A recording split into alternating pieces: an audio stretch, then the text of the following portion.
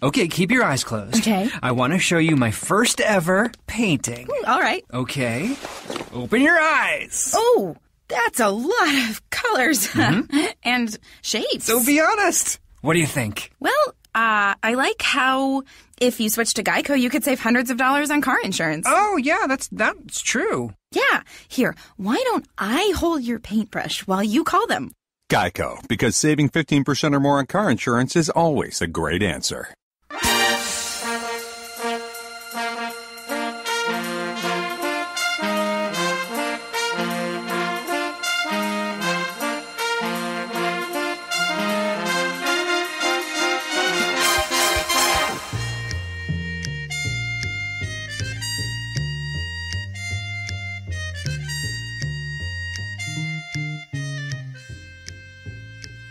Are you going to introduce us? No, just copy-paste introductions. I told you last time. You guys don't listen to me. You guys do not listen. Hey, welcome to Source Material. I'm here with Mark Radulich and Ronnie Adams. Just have a soundbite and just paste it into the old Audacity. Mark, how you your name? Mark, how you doing tonight? I added more stuff to the schedule. Yes, he did. Then you just hear on mine click. All right, here we go. I will say this Star Wars story. You know what the best part about this was? Tell me. Nobody punched Princess Leia in the face.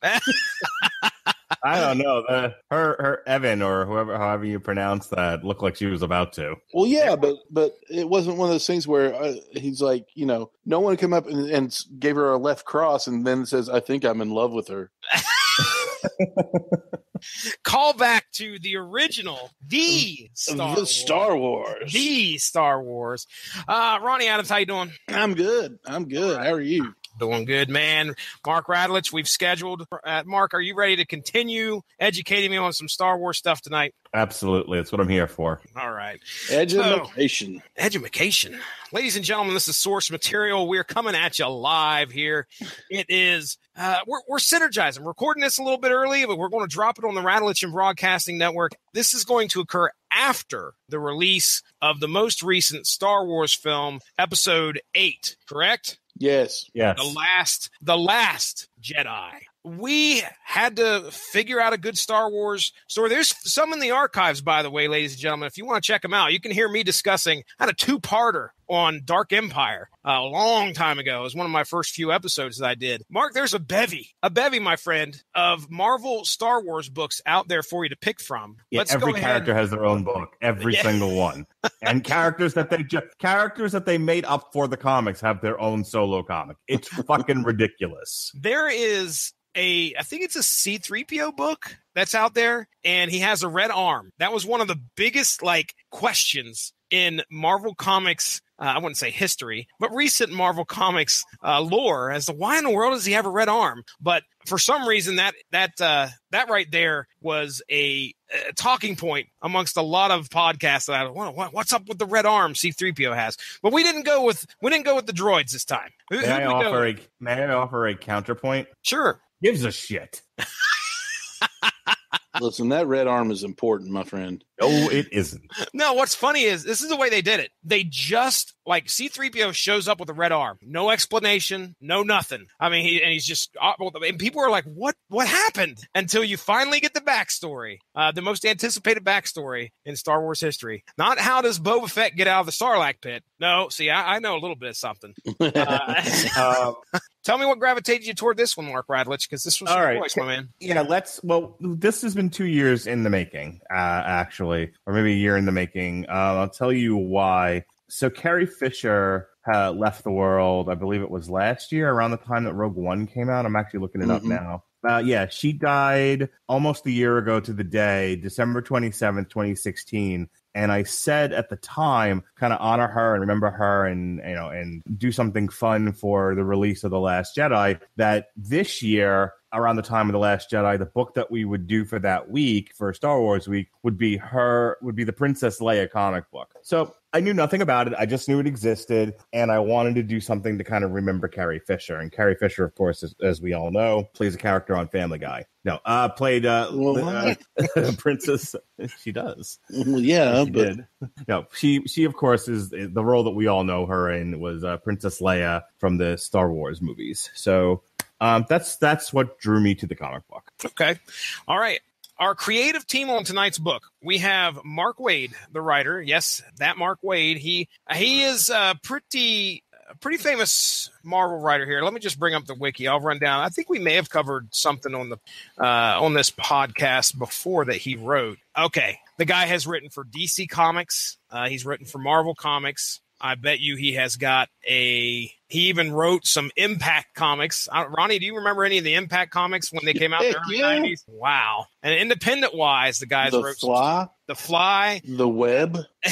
That's right, dude. I think most notably, he had some X-Men to his name. It looks like Onslaught, a lot of Captain America. So when in the Marvel universe, the Amazing Spider-Man. Wow. There's later issues of Spider-Man, the Gauntlet, when he was running through when Spider-Man was running through all these supervillains. That came out in 2010. I hopped in right at the end of that after Caleb was born. I can remember that was the first time I'd picked up a comic book in over 10 years off the shelf and bought it.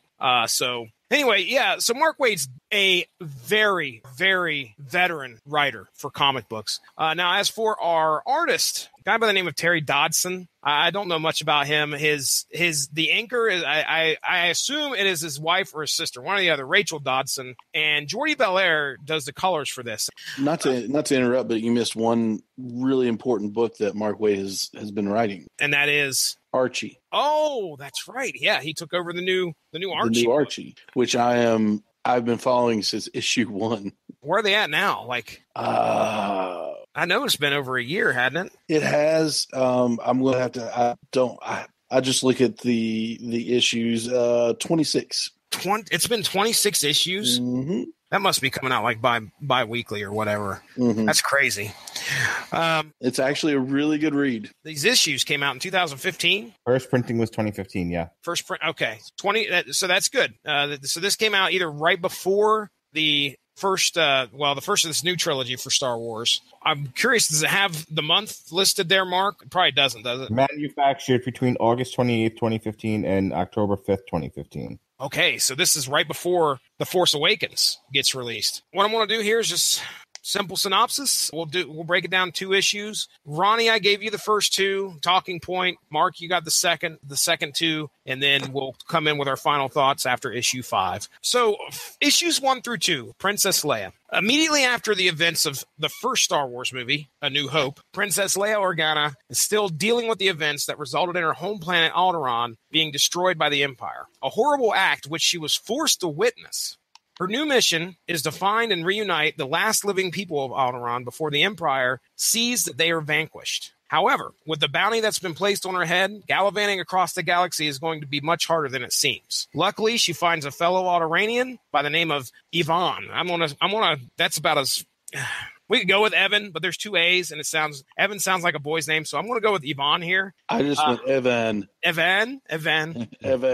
I will support you in Evan. I will too. Evan. Luckily, she finds a fellow Alderanian by the name of... How am I supposed to say her name for the rest of the... Yvonne. Yvonne, who is a skilled pilot, just not too fond of the princess. Along for the ride is everyone's favorite droid, R2-D2. So in our second issue, the pair head to Naboo. That's a familiar setting if you're familiar with the prequels. Leia struggles inside that she let her family down and her people down when she was unable to stop her planet from being destroyed. Arriving at Naboo, they meet up with Lord Judd. Okay? You just look at that mustache and tell me that guy isn't somebody that's going to stab you in the back. Right? I thought the exact same thing. I'm like... You trust this dude? Come on. But yes, arriving at Naboo, they meet up with Lord Judd, who just happens to know a local club owner who employs an Alderanian group of musicians named the Melodic Order. Things heat up when the club owner decides to attempt to cash in on Leia's bounty, but is soon thwarted by the leader of the Melodic Order, Paris. Leia returns to Lord Jun and convinces, in quotes, him to give her a luxury cruiser to find more of her people in the galaxy. We end the 2 issues with the one of the Melodic Order, a girl by the name of Tace, reaching out to her sister, Tula, in order to stay in touch and update her on the day's events. What Tace does not realize is that Tula has now become a member of the Empire. All right, so that's issues 1 and 2. Ronnie Adams, we're diving into the Princess Leia. Now, this is a character, just before you get started here, this is a character that, I watched the Star Wars movies. She's obviously a very prominent character throughout all of the Star Wars mythology. Mm-hmm. But I wondered to myself, was there much more that we could dive into with this character? And Mark Waid's got the writing chops to do something with it. What are you thinking so far? At first, when I started reading it, I was like, this is a little far-fetched for Star Wars. Now, wait. I want to ask you, when you say far-fetched, can you explain? Is it out of character for Princess Leia to do? Okay. It's not to a point, but it's also it's hard to judge just going by who she was in A New Hope. In A New Hope, she had that awful, terrible fake British accent. She was very much that she kept losing. That she kept losing and completely abandoned in Empire. It was like she had this terrible British accent in A New Hope, and then in Empire, she was like, "Hey, Han, what's going on?" But hey, Han. Hey, Han, what you doing? But y'all get over here, Han. When you see the character development in Empire and in Jedi, it wouldn't be far fetched for the character that's in those 2 movies to do something like this. When you think about that, it was kind of like it was out of line, really. Like this should have come later. It felt like it lines up with her character. Go for it. Let me offer this. When we meet Princess Leia, the terrible British accent that she keeps losing aside, she stands up to the biggest murderer in the galaxy. And, she says to the head of the military, I could, you stink. You stench when, Yeah, you stink and I could have smelled you a galaxy away. Yeah. She's pretty spunky. She is, but there's a difference between spunk and what she does in this comic book. Is there? Because, you also have the situation where, the minute she sees Luke, she's like mouthing off to him too. Like, aren't you a little short for a stormtrooper? Which, by the way, Family Guy. All right, well, stay here and die, you stuck-up bitch. Aren't you a little fat for a stormtrooper? All right, well... But the next, and here's the thing I wanted to draw a big fat circle around was the rescue. Luke and Han are pinned down. They're firing back at the stormtroopers. They're stuck in the prison hallway. And he just says, fuck it, and grabs a gun, shoots a stormtrooper, and then blows a hole in the wall, and says, all right, everybody, dive into this hole that we have no idea where it goes or how deep it goes. Yeah, I get what you're saying. And like I said, it's more character development. In the middle of a firefight, it makes more sense for her to grab a gun and shoot a hole in the wall than it does to steal a spaceship and go after, and take on the Empire head on. But let's take it. She wasn't taking the Empire head on. Well, she basically was. She knew she had a bounty on her head of 10 million credits or something like that. In the book, it said 10 million, I think. Yeah, no, I get what you're saying, but I wouldn't call that. It's not like she stole an X-wing. She was, and it was like, again, I have to keep referencing Family Guy. Like, I feel like I could take on the whole Empire by myself. Okay, Dax has got this. Dax has got this. Listen. You hear that? Hey, Empire, suck it! Boom. Again, it's not like she went at she flew to Coruscant with an X-wing. It was like, I'm gonna kill everybody. That's taking the Empire head on. She didn't face off with the Executioner. Yeah, she's going to rescue Alderanians that are scattered throughout the galaxy so that they don't get lost to time and extinction. That's wholly different.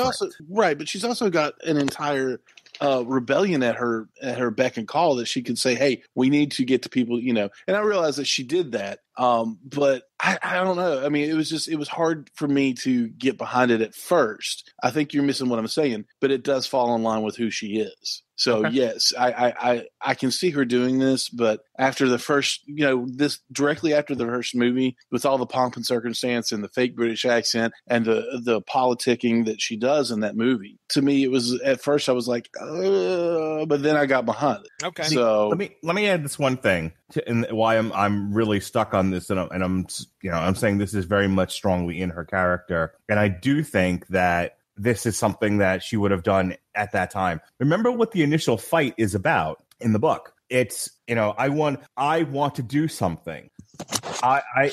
We are busy with this rebellion, this terrorist organization. I want to play a part. I want to do something. I just don't want to be a ceremonial mouthpiece. And the general's like, nope, it's too risky. If you get caught, we're going to have to spend too many resources trying to get you back. So, she's sort of like a Fabergé egg, which she's not comfortable with. That's what drives her to do that. I mean, I think had General was it really that, or was it guilt?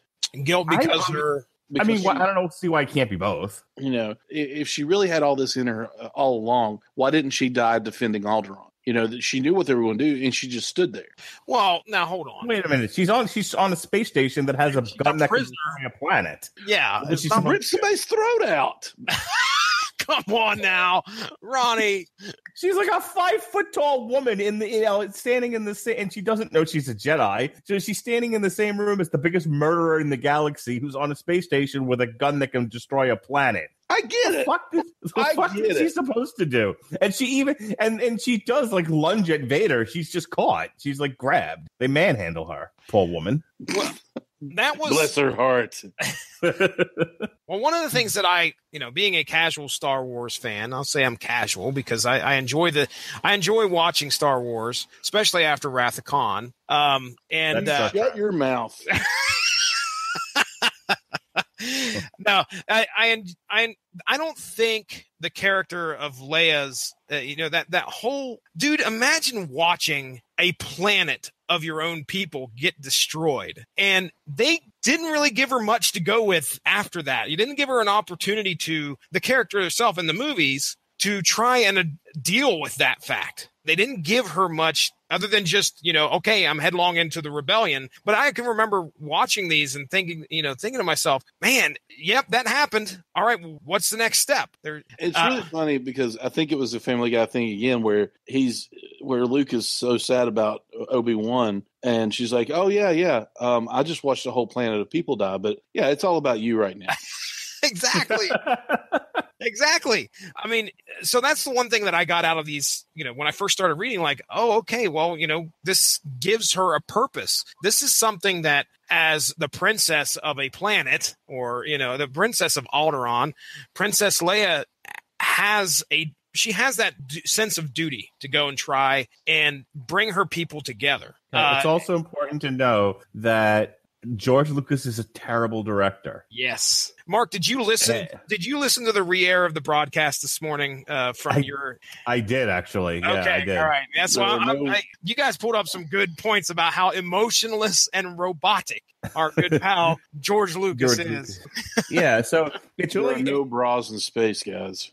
no bras. Only That's left. what he told her. Yes, but here's why I bring that up, because I think we're talking about her characterization and what she would or would not have done in the wake of Alderaan being blown up. There might have been more shown on screen to support the argument that she's a serious action and an adventure oriented heroine if George Lucas were a better writer and director and not a robot hack. Yeah. Yeah. And I think we got what we got because people tried to make sense of the nonsense that he shot. But I better, have Lawrence Kasdan been around for the first one and could edit and reshape his vision, I think he would have gotten a better sense of who Princess Leia was. Because I think here's where Ronnie's 100% right, and I'm going to back him up. You do get a better sense of who Leia is in Empire Strikes Back and Return of the Jedi. You don't get as much of a good sense as who she is in A New Hope, and that's all in the writing and directing. Again,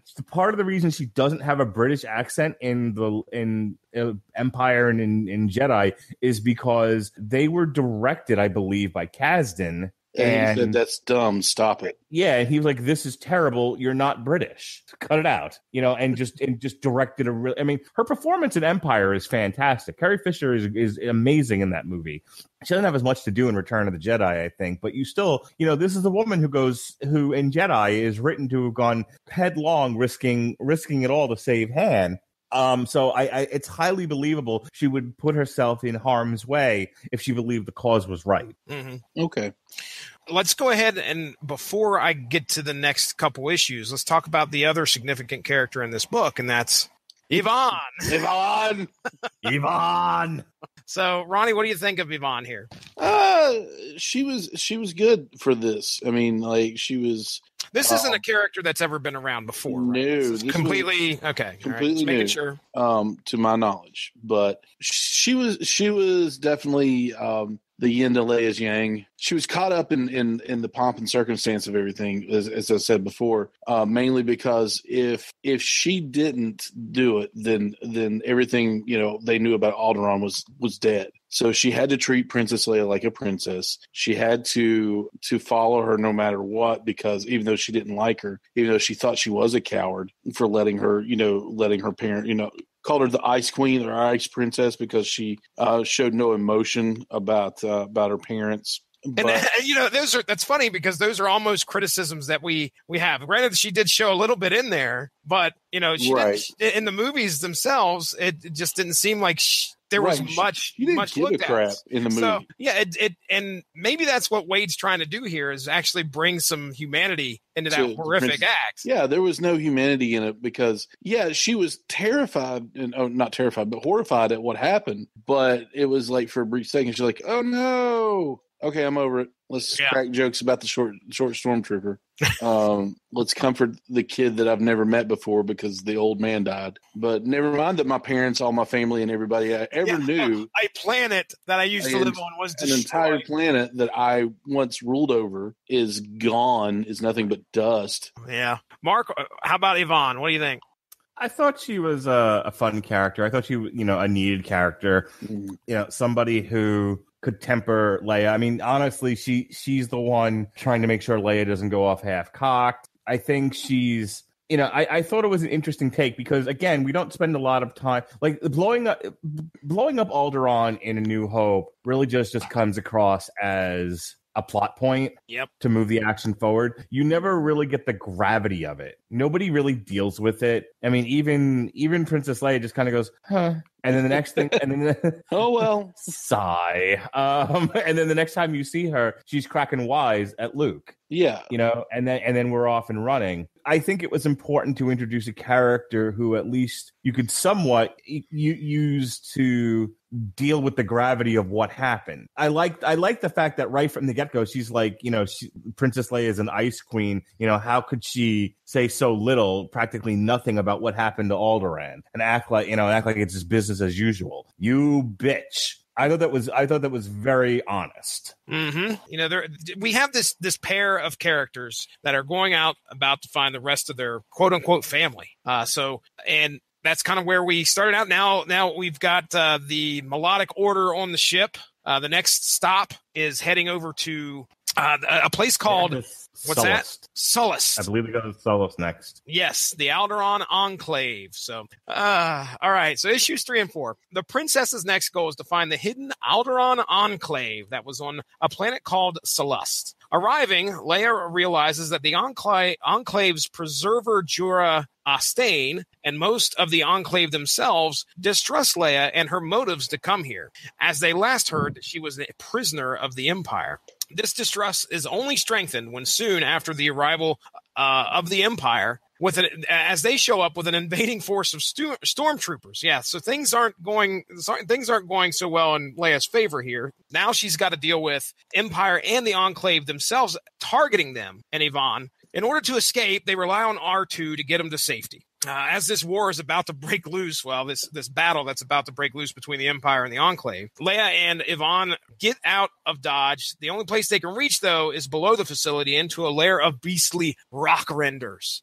Using these monsters to turn the tide of battle, giving favor to the Enclave against the stormtroopers, Leia gains the trust of Jorah and the Enclave, but now they must focus on finding the spy that led the Empire to their door. Remember Tace? The one that's been in contact with her sister at the Empire. Now, as their mission continues, the group head back to their ship and meet up with Nien Nunb. Is this the guy from the movies? Yeah, this is Lando's. Yes. Okay. Yeah, buddy. All right. And they get some firepower to use against the Empire from this guy.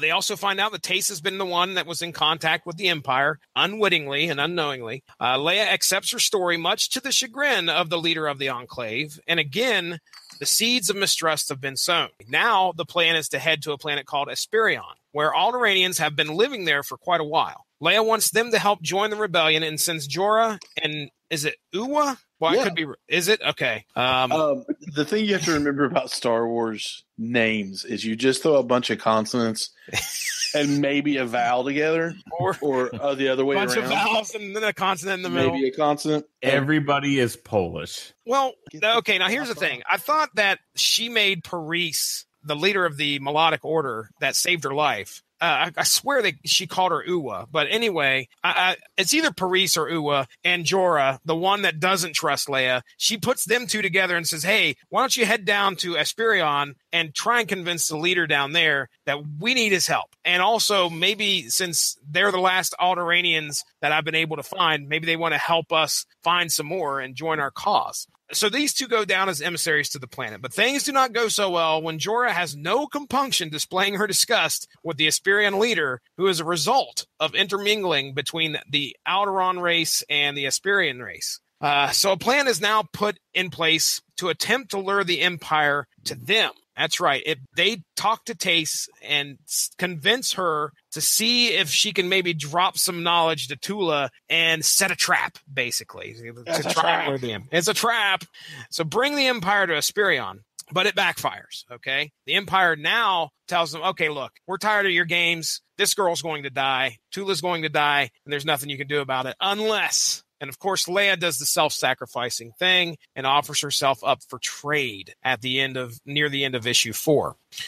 Now, Leia, as they go down to this desert planet and the trade is about to go down, all of the sudden, out of almost every corner of space, all these ships just start coming out of hyperspace. And, hundreds of ships are now in orbit of this desert planet. Why? We don't know. And we're kind of left with a cliffhanger there. So that's issues 3 and 4. The big beats are we have the Empire showing up, the trade where Leia is now almost willingly giving herself over to the Empire in order to save Tace's sister Tula from getting killed. Also, things on Esperion, the political gambits on Esperion are not going in Leia's favor here to try and get the Esperions to join. I was continuing to enjoy the story. It's hard for me to comment on just like the little bits and pieces because I mean I just could have breezed through this all in one shot. Yeah. And I like the overall story. I thought, if you're going to give Leia her own, especially, at the time of A New Hope, if you're going to give her own solo story, I thought this was a good one. I thought addressing the idea of what happens to all the Alderaanians on Alderaan when it blew up, or were they scattered throughout the galaxy, that sort of thing. I thought, Mark Waid did a really good job of giving us something else to learn about as far as what happened between New Hope and Empire, in Leia's story, and giving her own solo adventure. I guess as far as this part of it, I thought it was a weird choice just because you don't really know anything about, there's not a lot of backstory to Alderaan or why this group of Alderaanians were mixing with the Esperions. So it was like, they just sort of throw that at you. And, it's sort of the assumption is you're not going to like this character for being prejudiced against race mixing. Okay, but I still need a little bit more than that, Yeah, Jorah Astane, I think is her name, the one that goes down there, and I called her the leader of the Enclave. She's not. She's like second in command, if I remember right, because she takes Leia to her leader, but regardless, she's pretty influential when it comes to the Enclave and their decisions. But she was kind of one note, almost a villain. Oh, wait a second, she's Now she trusts Leia. She's like that political person. What political person are you going to trust? But that's the kind of gist that I got, you know? I thought there was a lot of assumptions made by the writing team on behalf of the audience that's reading this. It's like, yeah, you're going to hate this person because of these reasons without giving a whole lot more back. Like, I think it would have benefited from a little bit more backstory. Okay. But other than that, I thought it was fine. Are there any I'm trying to think of what stood out in those two issues. Well, I know one thing that did. All right, and that is R2D2 saving everybody's ass. When R2D2, you're like, meh. We gotta. It's the droid saving when he come up with the droid is really He's one the unsung hero of the Star Wars saga. Did you listen to the Force Awakens podcast of the whole thing, especially the part when I went on a rant? R2D2. When I went on a rant about why anyone likes R2D2, I don't understand it, and everyone in the podcast got really, like uncomfortable with me. Like, let him go on his own. Let him say what he's got to say. Yeah, I was out there on a branch by myself, and boy, was it cold. Well, R2 saves them. They're in the lair of the rock renders, and they're trying to figure out what to do. They have no idea what to do next, and then all of a sudden R2 goes off and does his own thing, no prompting whatsoever, and he lures the rock renders out in order to use them against the stormtroopers. So they didn't come up with that idea at all. That was all R2D2, which I thought was pretty interesting. He's the real hero of the saga. Okay, all right, Ronnie Adams, I hear what you're saying. The rock renders were interesting because everybody that lived on that planet lived in fear of them. But Leia knew that they didn't eat flesh; they ate. Metal metal and rock and everything else. So I'm like, why does she know that? But everybody else is completely ignorant to this fact. That's a whatever. If you're going to pick out stuff like that, you're going to be picking forever in comic books. I thought it was interesting that they did the inherent, like the racism side story with what's her name, Jorah, because a lot of the extended universe that I used to read that's no longer canon, they don't consider it canon anymore. That was what the Empire was. They allowed no other species in the Empire. Really? Yeah. They, you had to be human or humanoid or whatever. Yeah, you had to be from somewhere that had a human species. There were no Wookiees. There were none of the alien races as we know them were in the Empire. But they did employ them as bounty hunters, but they would not allow them to hold rank. Wow, that's weird. I did not know that. Mm-hmm. So the Emperor was apparently like a big racist. Yeah. So it was really interesting that they brought that into it. There's nothing to prove that different in the new movie. Everybody's a clone. In the prequels, if you look at the Empire in the original trilogy, there was no alien race other than the bounty hunters. And the new movie, and new movies, I'm guessing it's going to be the same thing. The New Order, no alien races. I really feel like a better writer could have done a lot more with the Empire is racist thing. It was like alluded to, referenced here or there, but that's, they don't do a whole lot with it, considering it was in the actual movies. In the original trilogy, you mean? In the prequel trilogy. In the prequel. Okay. Well, yeah, because it was the prequel trilogy and it was kind of terrible. Yeah. But, and I'm a Star Wars fan for life, and I will admit that they were not good. No, they weren't. But because George Lucas had nobody there telling him, "No, George, stop it. You're terrible." And if you look at the Star Wars screenplay, which we read the comic book of, it's exactly what he wanted in the original, not the original, but in the prequel. So there was more of that in the prequel than there was anything else. Lots of politics, lots of yeah. Gosh, in 1999, I sat down and watched The Phantom Menace. I was like, this is so political. Yeah. I have no interest in this movie. How is this Star Wars? And I didn't understand what I was getting into. Oh, wow. The coolest things that came out of The Phantom Menace were they expounded on the Jedi's powers a little bit more. Yeah. Them moving, faster. And you got to see the fight between Obi-Wan and Darth Maul. You got to see that 2-on-1 and then 1-on-1. And then you got to see the lightsabers as a stabbing weapon instead of just a slashing weapon. Mm-hmm. So I thought that was pretty cool. Those were the best things that came out of that movie. But in this, it was really interesting to see that they brought that kind of to the forefront. In this universe, racism against the alien races was pretty rampant, especially through the Empire. All right, so issue 5, our conclusion here. Leia's down on the desert planet. The exchange has happened. Tula is now safe. Leia is now back in the hands of the Empire. But just before she steps foot onto the Empire shuttle, Yvonne and Nienub appear, blazing the place with gunfire and rescuing the princess. The remaining force of the Empire Star Destroyer that's in orbit believe they have destroyed the ship that Leia was on, and now turn their sights to Asperion to eliminate what Alderaanians they can find there. Remember, their mission, as according to what Leia believed, was they were going to eliminate and kill the rest of the Alderaanians that were out in the galaxy. So they turn their eyes toward Asperion to lay waste to that planet, basically. However, Leia reaches out to the recently appeared fleet that answered a call to her aid earlier and explains that the Empire is there to wipe out all Alderaanians, and they are most likely targets as well. So as of now, their only option is to fight to try and ensure the survival of Alderaan and put a stop to the Empire's plans. Now, this message is broadcast to the fleet and also to the planet where the Asperion leader watches and finally reconsiders Leia's plea to join them. And they also send up reinforcements to help against the Star Destroyer. The ships come together in a flurry of fire to bring the Star Destroyer to its ultimate destruction.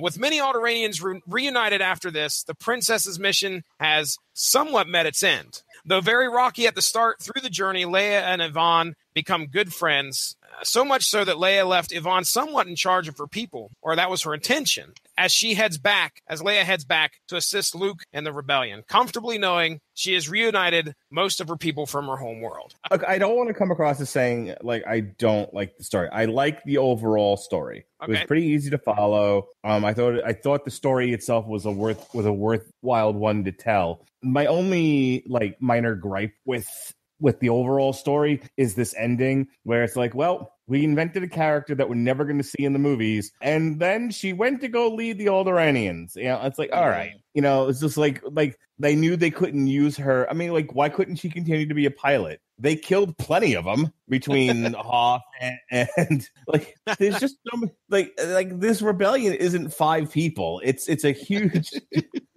It's a huge terrorist organization with a lot of pilots. Stop calling them terrorists. They're freedom fighters. They're terrorists. One man's terrorist. You're a terrorist. One man's terrorist is another man's freedom fighter. Look how many innocent plumbers and construction workers they killed. Listen, I'm not getting into the clerks discussion with you. Why? Because it's been done to death. And you're wrong. That's that. They attacked innocent civilians, and are they really innocent because they knew who they were working for? Yeah, the established government. Oh boy, they were working for a tyrant, and they knew it. Oh boy. So oh boy. Oh, all right. No, I'm not going to do this with Ronnie. So anyway, so the rebel terrorists, right? There's plenty of them. Why couldn't she just go back to being... Stop calling them terrorists! Your heroes are evil.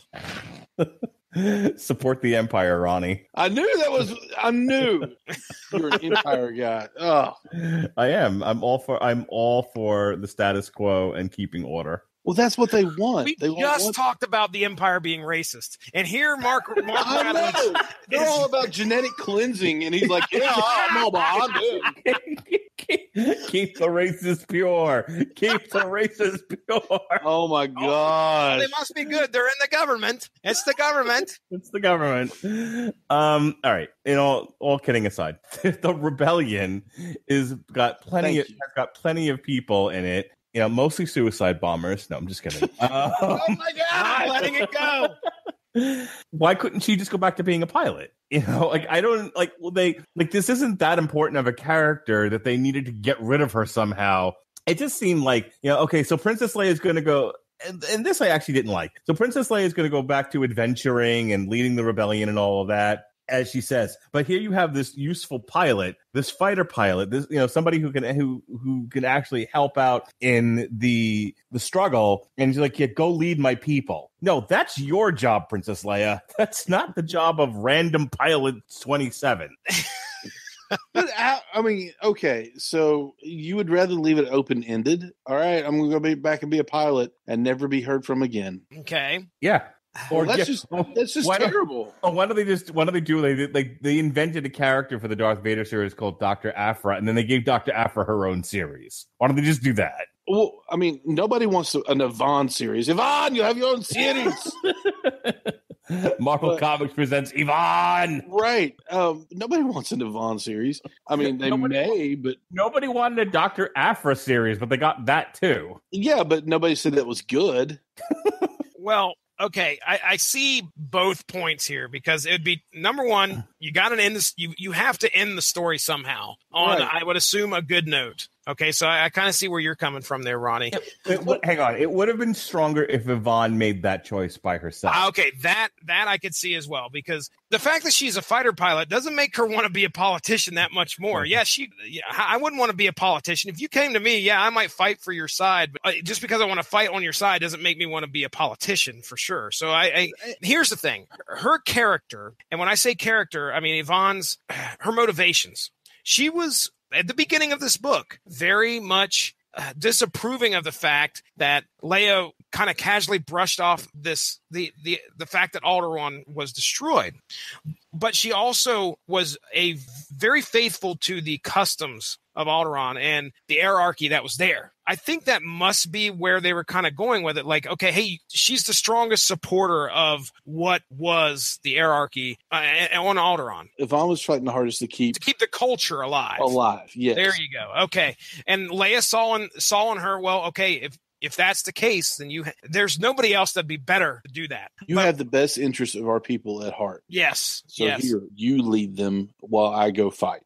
What are they going to do, right? And then later on, 6 months later, Yvonne tragically died in an extreme TIE It would fighter have been great dogfight. if she would have turned her down. I think that would have been pretty dang interesting if she would have said, no thanks. I'm not interested. The end. I think it should have ended with, and a few years later, you see Yvonne getting into her X-Wing to take on the second Death Star. That would have been interesting.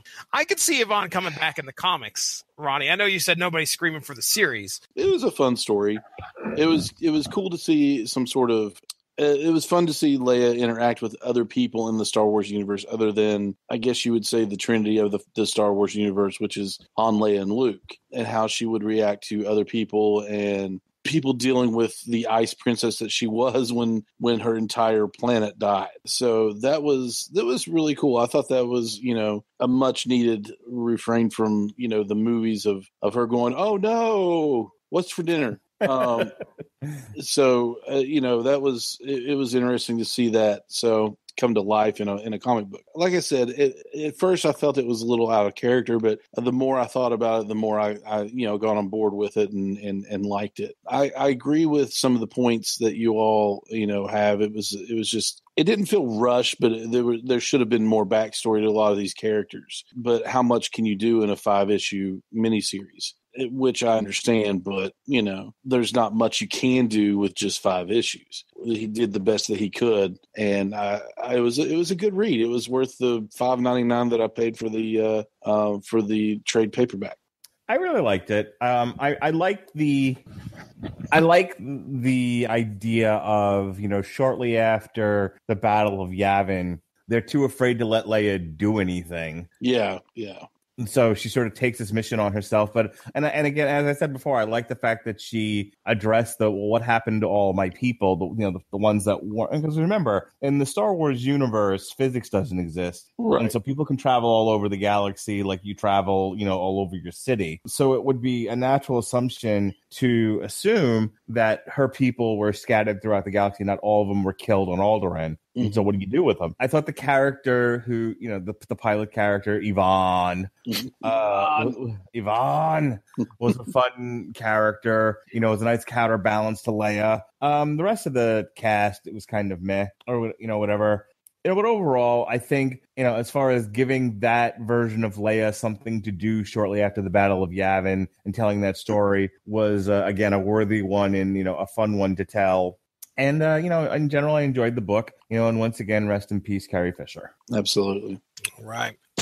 There's nothing world-changing or there's nothing that's changing the lore here for Star Wars.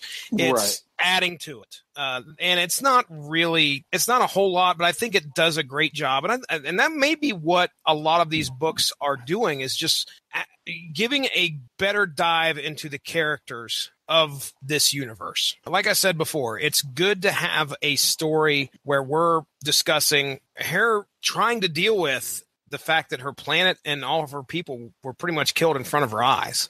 I would be a mess and a wreck. So that kind of speaks to how strong Princess Leia is. The fact that, okay, well, hey, I need to go do something to at least try and make up for what I feel may have been a personal failure on my part, along with the fact that the rest of my people are in danger that are scattered throughout the galaxy.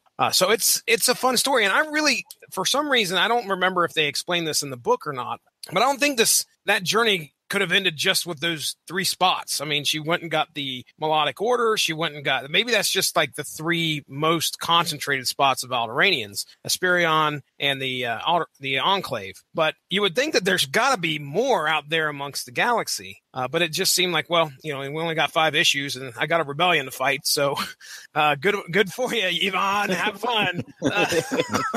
But give her a good game and be done with it. We saved who we could. The rest of you are on your own. All right, go find a planet. Go find a planet. Go on it. I enjoyed it though. I think it was a nice little dive into her personal life to see how she was dealing with this and a fun little journey. It isn't anything, like I said, that's going to be turning heads. It isn't no red arm of C-3PO, but they're basically, that's what basically they're doing anyway. Every off year of, with Rogue One, with the Han Solo movie that's coming out, they're not changing the lore. They're not making any huge differences. They're just filling the gaps. Yes. Yeah. And I like that. I think this is a great story to do that. All right. Well, with that being said, that's our coverage of Marvel's Princess Leia. Let's go ahead. We'll get into plugs unless you guys have anything else. All right. Let's do plugs. Ronnie Adams. Your silence says. Let's get to it. Ronnie Adams, sir, go ahead and plug some stuff, man. We have a podcast called Screaming Boy Podcast where we talk about pop culture / nerd culture. We are, for some reason, it didn't release to anything, and I've got to figure out why. But we recently did a show where we talked about the Comic-Cons that we went to: River City Comic-Con, Greensboro Comic-Con, Fayetteville, and North Carolina Comic-Con Bull City. And then last night, which will be released as well here soon, we as we're recording this last night, we did our pretty much a TV episode. What shows that we were watching currently, just had some fun with that. Josh Calanders was on with us, and so we talked some about Runaways, the first 5 episodes of Runaways. We talked about Silicon Valley. We talked about Superstore as well, which was kind of a sleeper for me. I didn't get into that until Jesse told me about it, and I absolutely adore that show. I love it. It's so funny. And then we, with all the content that we've got out, Netflix and the Hulu? network. I'm going for the network sitcoms as well. Oh, and Hulu with their originals. I mean, you'd be crazy if you couldn't find something to watch. It was a lot of fun talking about it and getting everybody's perspectives on these shows. So that's out as you're listening to this. It's out now. As we're recording that, it will be out soon. As we're recording this, it will be out soon. You can find us on any social media: on Twitter at Screaming Boy PR, on Instagram Screaming Boy Podcast, and Facebook. Just look us up on Facebook by typing in Screaming Boy Podcast. iTunes, Stitcher, TuneIn, and right here on the Radulich and Broadcasting Network. All right, very good. Mark Radulich, sir, let's plug some stuff. Alrighty. If you are listening to this live, tomorrow night is a TV party tonight with Andrew Graham. We're going to be talking about The Crown season 1. Season 2 just dropped on Netflix. We're going to talk about season 1 though, and we will get to season 2 sometime next year. When we have space on the calendar. 2024. Yeah. Yeah, that space is filling up quite quickly for a year in advance. It's amazing. Yeah. Wednesday, I won't be available, but Jesse Starcher and Robert Cooper will be doing the Metal Hammer of Doom. They're going to check out Obliscaris. The album's called Earn. The following week, the week that this will debut on the Radulich and Broadcasting Network, is Star Wars Week. Star Wars Week all the time. We've got this show discussing Princess Leia. We've got Damn You, Hollywood's review of Star Wars The Last Jedi. We've got the Metal Hammer of Doom review of Galactic Empire's self-titled album, Galactic Empire. And then finally, we cap the whole thing off with an on-trial for The Empire Strikes Back. And, of course, the Screaming Boy podcast will have something on Star Wars as well. Absolutely. So that'll be fun. So go ahead and check that out. Go give the Radulich and Broadcasting Network Facebook page a like. Give it a like. Give it a like. Check out the show on Twitter. Check it on Facebook.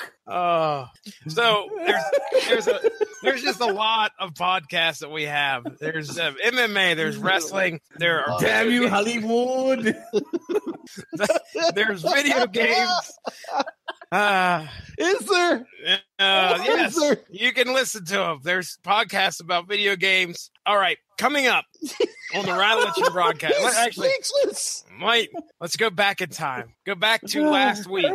Last week, was our discussion? Was it last week or the week before? We did our discussion on Runaways, Volume 1, right? That was a while ago. That was our last one. Was that a while ago? The Punisher. Last week was the Punisher. Okay. Wow. So yeah, it wasn't. No. Yeah, it was. Yeah, it was. Never mind. Manucci with the ill communication. Manucci. Manucci's made of spaghetti.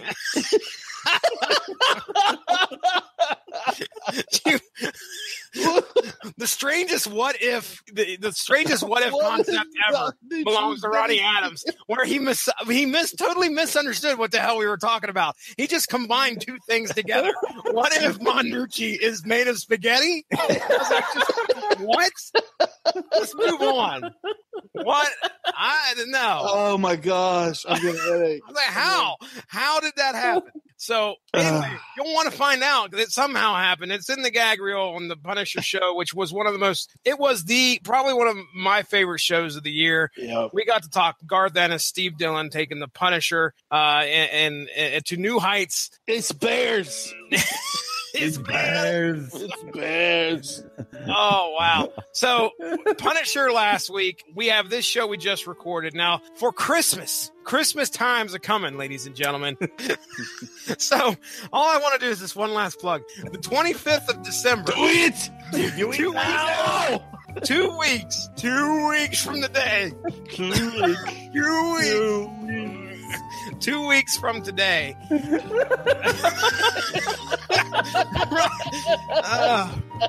2 weeks from today, it's going to be me, the MVP, Patrick Mullen, and Gavin Napier, formerly of the Casual Heroes, will be on this podcast, and we're going to be I found a list. It's 12 comics of Christmas, DC's Comics Best Holiday Specials. This came from Comics Alliance. So what we're going to do is something that we have done on this show before, where we take three. We're going to do three apiece. Because something happened where we couldn't find a couple of them, but we're going to take three apiece, and we're going to pick our best one and pitch it to each other and see what we think. So check that out. That's going to be happening. DC Comics Holiday Specials coming up. It's going to release Christmas time right in your ear. That's right. So 2 weeks from today. Other than that, you can follow me at Stiznarkey, and who wouldn't want to? I mean, my goodness. That's Ronnie Adams. That's Mark Radulich. My name's Jesse Starcher. Have a Ivan.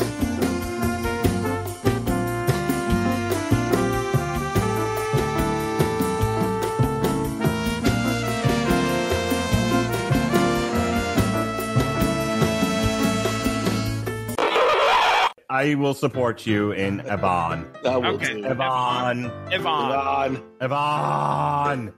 Listen to me now, Yvonne. Yvonne, we must go to hyperspace. Oh my god! Hey, Ivan, let off some steam. He's through the pipe. Oh god, that's such a great movie. Welcome to the party, Ivan. Who are you? I'm the party pooper, Ivan. Ivan, who is your daddy and what does he do? Ivan, allow me to break the ice. Just not too fond of the princess. Ivan is not too fond.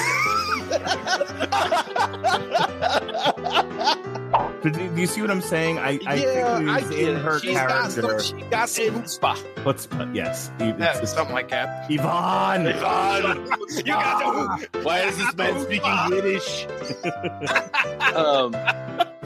Unless you guys have anything else, I'll go ahead and synopsize issues 3 and 4. Ronnie, you good? I am good. All right, Mark Radulich. Get to the next chapter.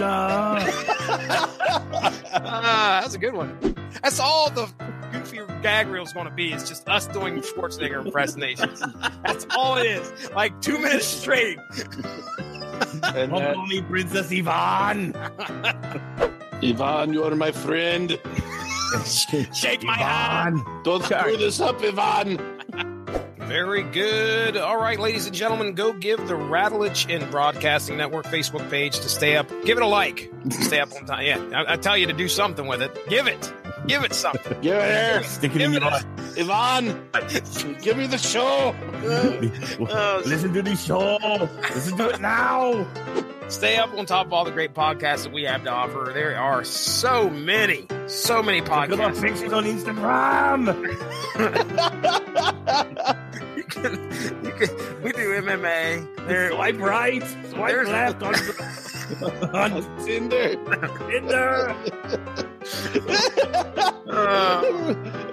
The podcast network is on Tinder. So I punched the bear on Mars. on Mars. Come on, Cohagen, give these people air.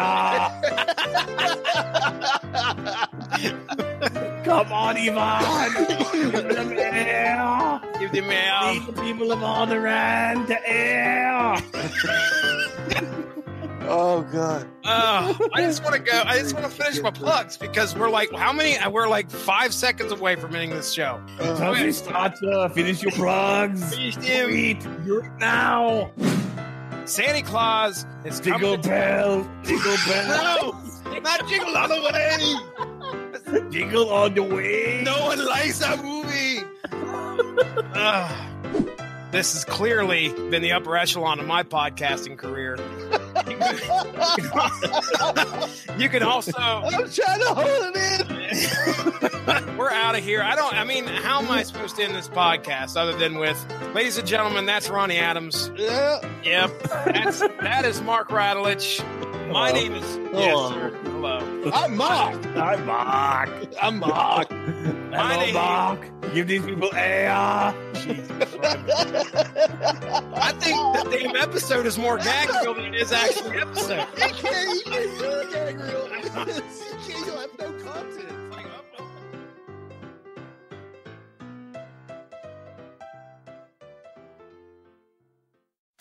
Okay, Kevin, for the grand prize of $1 million.